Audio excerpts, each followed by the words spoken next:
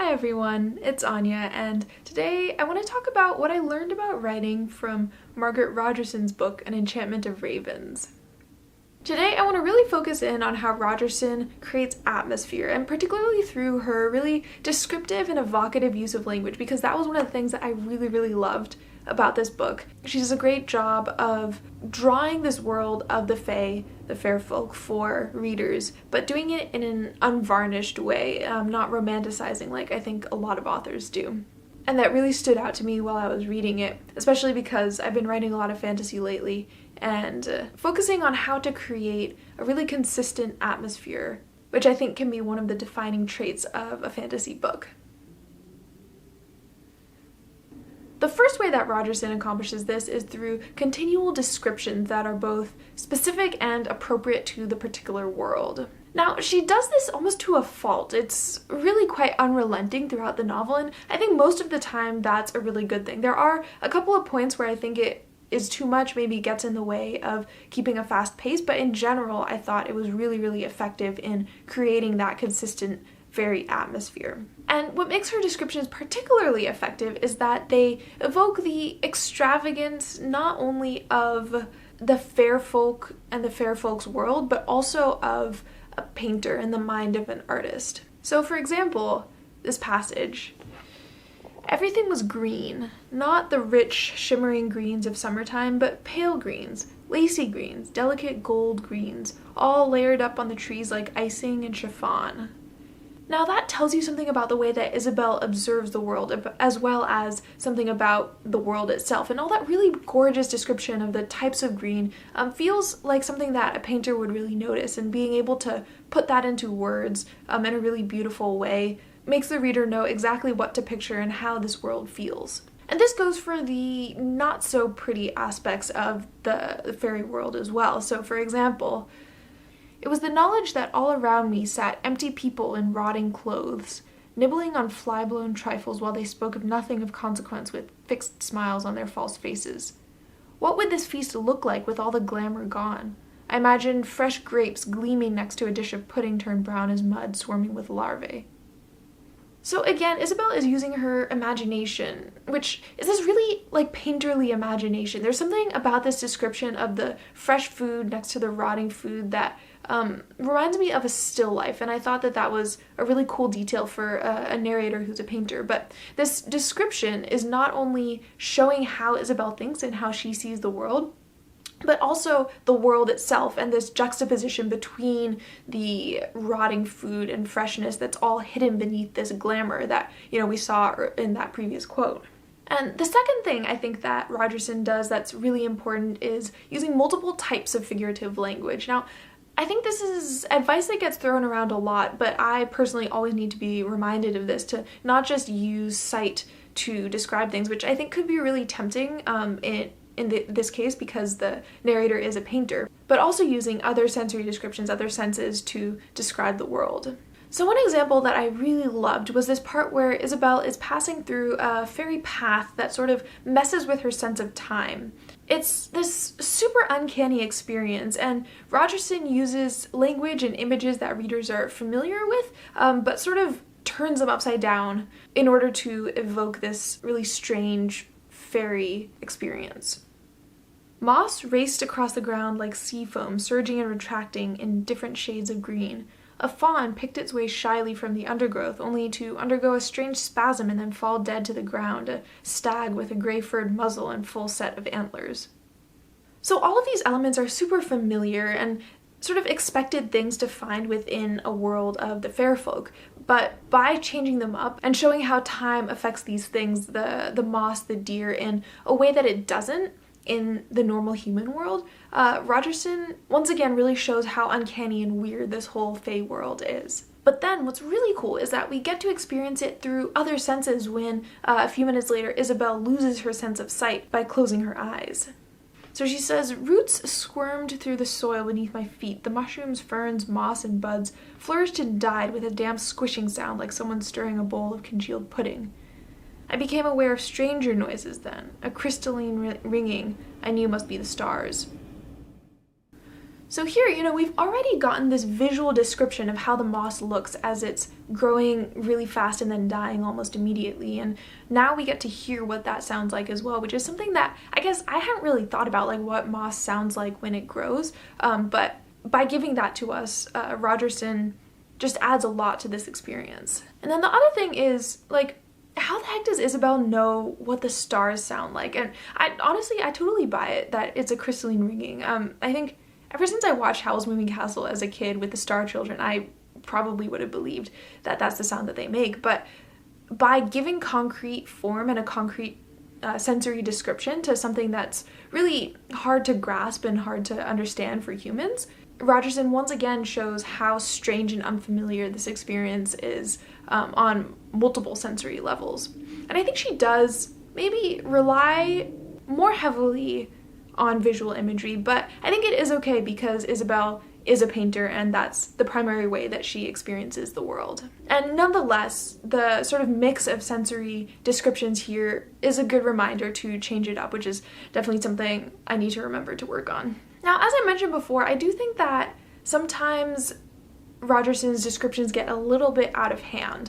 And that's another thing that I think I learned from reading this book, is that once you've created this really evocative description and readers have a great picture in their mind of how the world looks, not only looks, but also feels on a really visceral level, you can take a break from those descriptions during the action scenes, the fast-paced scenes, and readers will still have that image in their mind. Sometimes I'd be reading these faster-paced scenes in the book and get a little annoyed that she would, have this very beautiful description that otherwise I would have really appreciated, but have this in the middle of an action scene. Like I was like, yeah, I know this already, I want to get to the action. And so I think because she had done such a great job of setting up this atmosphere beforehand, she could have just trusted that readers would still have that in mind. And I think that's a really important lesson, to trust the mind of your reader and that they're going to get out of this sort of really evocative language what you need them to get. So the second thing that I thought was really striking about Rogerson's language was the really purposeful use of figurative language, and particularly I noticed a lot of metaphors and similes where the comparison not only helps the reader better understand what's being described, but also sort of the contexts that this metaphor or simile is coming up in. So for example, to describe the fair folk, Isabel says, "Their breath caressing my cheeks like feather plumes." And this evokes the kind of luxury that you would expect to find in this fair folk world, this feather plumes, while also giving this sort of visceral sensory feeling of like some ostrich feather sort of tickling your neck, right? So you know that you're with a rich person, but it's not an entirely comfortable experience.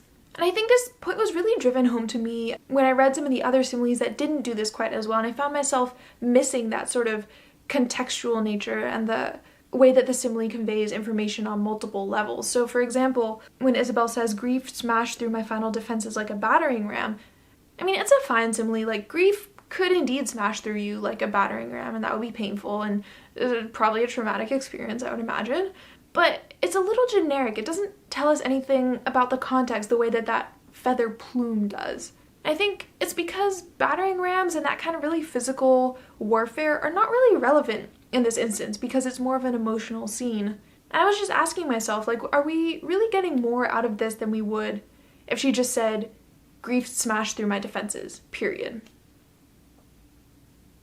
And the last thing I wanted to talk about was something that I've been struggling for a long time to put words to, because it's this habit that I've started to notice a lot more in my own writing, but haven't really come across a good way to describe. And it's using these sort of stacked descriptors or descriptive words in a loose sense. So both adjectives and adverbs, but also verbs that go beyond your sort of basic generic version of whatever that action is. So for example, all the synonyms for said that people sometimes use, like, chortled, retorted, like all of those things that sort of evoke something beyond the physical action of speech, like said. So I don't know if there's an official word for it, but I noticed it a lot in this book.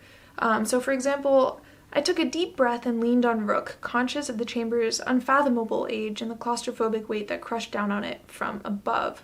I think usually these sorts of words were really effective to me in creating that atmosphere and doing it not only through an evocative description of the space, but also just the way that that's being expressed. Like, you could totally imagine the fair folk using those sorts of words. And again, just having this extravagance of speech and description that shows readers what the atmosphere is like on multiple different levels. And in this case, I guess, like what I was saying about the generic versus specific verbs, the verb crushed could be replaced by something like pressed, which is sort of conveying a similar thing but without as much strength and oomph to it. And the thing I think I learned about this that I need to work on applying to my own writing is that sometimes there's a temptation to use a lot of these words, especially in, fantasy books and things where the prose tends a little more towards the purple side, and to continue to use these strategies and words even in fast-paced scenes. But in this book, I was really noticing that sometimes that would slow down the pace. So for example,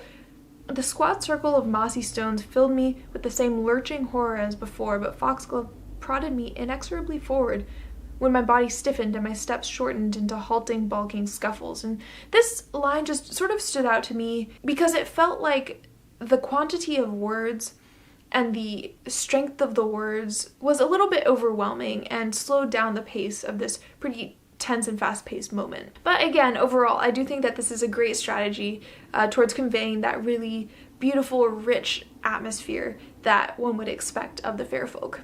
So overall, I think what I learned from An Enchantment of Ravens is how to sort of walk this really fine line between making sure that the writing is purple enough for a fairy book and not too purple so that it's off-putting to readers. And obviously personal taste varies, but I think the thing with fairies is that they are extravagant. They're so extravagant that the human mind shouldn't really be able to grasp that. And so as an author, you have to figure out how to convey it on a level that people, human readers, understand what the fair folk are all about, but aren't completely overwhelmed by it. As, I think honestly you probably would be in real life if you were to meet some fairies. And I will say, a side note, a thing that I've been wanting to vent about a little bit is that even though Rogerson does a great job of not romanticizing the dirtier and grittier and more violent aspects of the Fae world, there are a couple of instances, why are the fair folk's flaws always, their cheekbones are too sharp, their eyes are too purple? It just gets to me so much, but that's just a pet peeve. Overall, I think Rogerson's language was just lovely and evocative, and all of these strategies that she uses, these constant descriptions through multiple sensory modalities, and really purposeful use of figurative language, all of that contributed to such a evocative atmosphere that really made me feel like I was in the fairy world, and that was what I love so much about this book.